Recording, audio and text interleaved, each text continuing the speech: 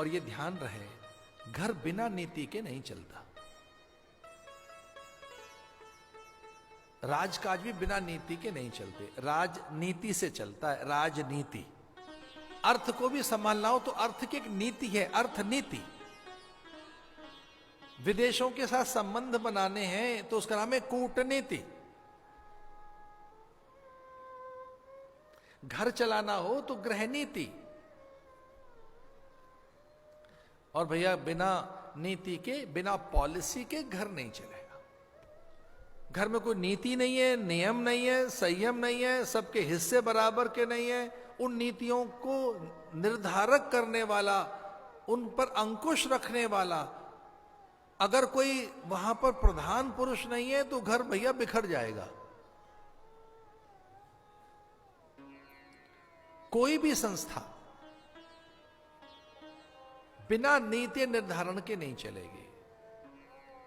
और एक और बात, अगर आप बिल्कुल अकेले हैं तो भी आप पर अंकुश रहना चाहिए धर्म का, नियमों का। ये कैसे बात मान ली कि अब साधु सर्वतंत्र स्वतंत्र? हमको तो पता ही नहीं था। हम तो खेल खेल में बहुत बचपन में साधु बन के निकल गए, बाद में पता लगा कि भैया बड़े बॉर्डर हैं, बड़ी मर्यादाएं, इतने लिबर्टी नहीं है, इतने स्वतंत्र नहीं है ना,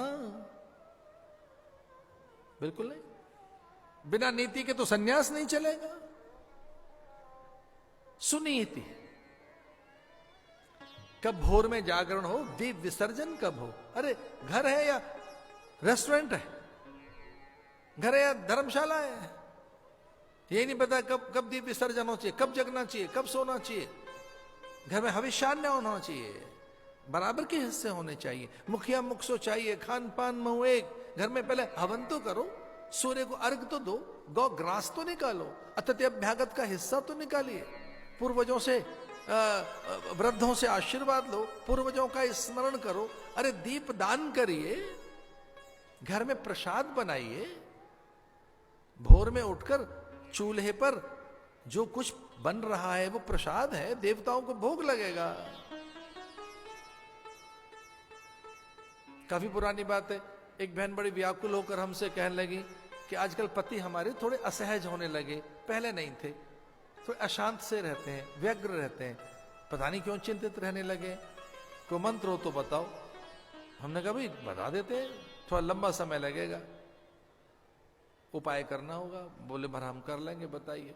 हमने कहा इनको प्रसाद खिलाना शुरू करो, घर में भगवान का भोग बनाना शुरू करो, ये बुद्धि शुद्ध हो जाएगी। पहले थाल भगवान को जाएगा, ठाकुर को भोग लगेगा। तुलसी दल रखिए, प्रभु का प्रसाद खिलाइए।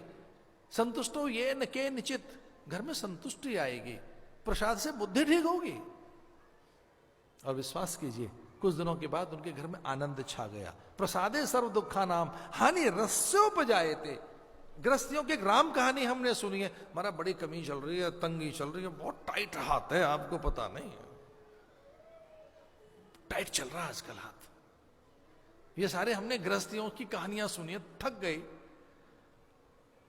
तंगी है, टाइट चल रहा है, क्राइसिस है, स्लंप है, रिसेशन है, पहाड़े याद कर रखे हैं इन लोगों ने।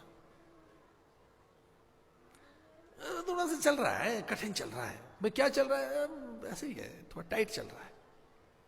जानते हो क्या है इसका तोड़? बताएं आपको। घर के अभाव भगाने हो आपने, और घर के नहीं मन के। घर में तो शायद ठीक ठाक है सब, ये मन की बात है। प्रसादे सर्व दुखानाम हानि रस्योपजायते। चित्त की प्रसन्नता के लिए, घर में आनंद उमंग आए, घर में एक निरापद निरामय वातावरण बने। एक और बात कि घर में संपन्नता की अनुभूति हो, आनंदानुभूति हो। ठसाठस भरे हुए बोरों से प्रसन्नता नहीं आएगी। पदार्थ प्रसन्नता नहीं देता, प्रसन्नता तो विचार से आती है, चिंतन से आती है, ज्ञान से आती है। तो फिर क्या करें? प्रसादे सर्व दुखानाम हानि रस्योपजायते। घर में प्रसाद बनाओ। तो सुनीति के घर में प्रसाद बनता था, यज्ञ होता, ब्राह्मणों आचार्यों का, अतिथि आगंतुकों का, दरिद्र का, भिक्षुक का। अरे याद करो, खुजली होनी चाहिए सुबह हाथ में। सवेरे सवेरे घर के लोग हैं, क्या चक्कर है, हाथ में खुजली क्यों है? अरे किसी को प्रणाम करना है, किसी को दान देना है, किसी की सेवा करनी है। आपके हाथ मचल जाएं, अनकंट्रोल्ड आपके हाथ में न रहे, आपके हाथ आपके हाथ से निकल जाए और आप लोगों से कहें भाई हमारे हाथ ही हमारे हाथ से निकल गए, अब तो हमारे हाथ में हमारा हाथ नहीं रहा। अरे क्या हो गया इस हाथ को? ये दूसरों की सेवा करना चाहता है। इन्हें खुजली होनी चाहिए हाथ में कि हमको कैसे प्रणाम करना है, सेवा कैसे करनी है। ये हाथ आपके जुड़े रहने चाहिए, ऐसे रहने चाहिए देने के लिए, इस तरह से। इन्हें खोलो जरा, इन्हें जरा हल्का सा इनको फ्री शब्द दीजिए, निकल, कोई बॉन्डेज नहीं है, बंधन नहीं है, निकल, करना है जो करना है कर ले। खुले हाथ से कुछ करिए। आपके मन में ज्यादा कौन सी चीज छाई रहती है? अच्छा चलिए, इसको समझने के लिए दो शब्दों को समझो। सुनीति और सुरुचि को समझने के लिए ना दो शब्द देते हैं आपको, बड़े व्यावहारिक शब्द हैं, आपको अच्छे लगेंगे।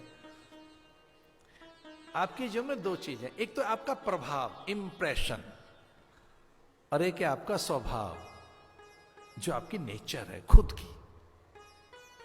एक है प्रभाव। प्रभाव बाहर की चीज है, ध्यान रखना, और स्वभाव अपनी चीज है। जो स्वभाव है वो मेरी चीज है खुद की, और एक है प्रभाव। कभी कभी दूसरों को प्रभावित करने के लिए बाहर की चीजों से हम फिल करते हैं अपने अधूरेपन को।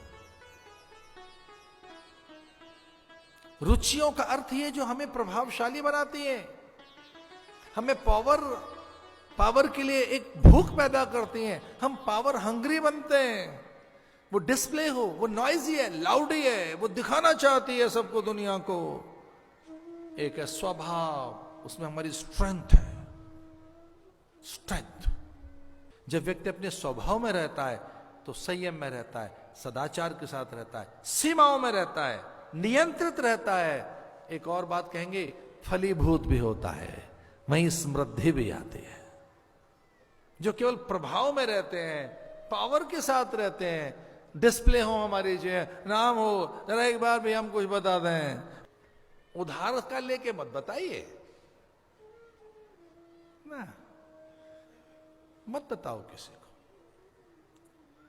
जिस दिन फूल खिलता है, कोई चिट्ठी नहीं, किसी को कोई संदेश नहीं, किसी के घर में कोई आमंत्रण नहीं, फूल खिलते ही जानते हो क्या है? तितली अपने आप आएगी, भ्रमर अपने आप आएंगे, मधुकर अपने आप आएंगे, मधुमक्खी अपने पास अपने आप आएगी। एक और चीज, जैसे ही फूल खिला है, आप जैसा पुजारी फूल के पास अपने आप चला जाएगा कि भगवान को ही चढ़ाना। इसे कहेंगे स्वभाव। स्वभाव तो सुरुचि, रुचि, प्रभाव, सुनीति, स्वभाव। एक सूत्र दे रहे थे आपको, लिखना हो तो लिख लेना, अन्यथा कोई जरूरत नहीं है, पर मेरे साथ बोलो, आनंद के लिए स्वभाव में रहें। बस इतनी सी बात कहनी थी। इसमें ऐड करना है तो एक और ऐड कर लो, बोलो, जीवन के आनंद के लिए स्वभाव में रहें, बाहर के प्रभाव से बचें। जो बाहर की चीजें वो प्रभाव है, वो भी जरूरत है, कभी कभी वो भी अच्छा लगता है। स्वभाव में रहें।